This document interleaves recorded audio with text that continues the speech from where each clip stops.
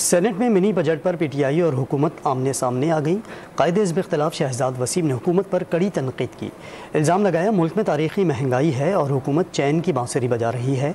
जवाब में वज़ीर क़ानून आज़म नज़ीर तारड़ ने मुआशी सूरत हाल की जिम्मेदारी पीटीआई पर ही डाल दी।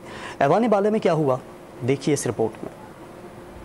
मिनी बजट किसी कीमत पर मंजूर नहीं, तहरीक इंसाफ ने हुकूमत को साफ साफ बता दिया। सेनेट में खिताब के दौरान शहजाद वसीम हुकूमत पर बरस पड़े। दावा किया हुक्मरानों ने कौम को खुदकुशी के काबिल भी नहीं छोड़ा। जहर खाने को पैसे नहीं, आग लगाना चाहें तो पेट्रोल तक दस्तयाब नहीं। पीटीआई रहनुमा ने इमरान खान को मौजूदा सूरत हाल में उम्मीद की वाहिद किरण करार दिया।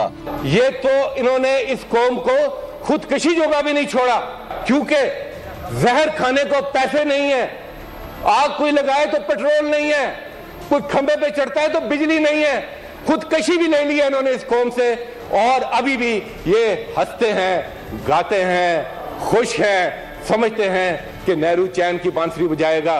हुकूमत ने महंगाई और माशी बहरान की जिम्मेदारी पीटीआई पर डाल दी। वजीर कानून आजम नज़ीर तारड़ ने जवाबी वार करते हुए सवाल उठाया, IMF से जालिमाना फैसले किसने किए? वाजे किया जज्बाती तकरीर करके अपने गुनाहों पर पर्दा नहीं डाला जा सकता।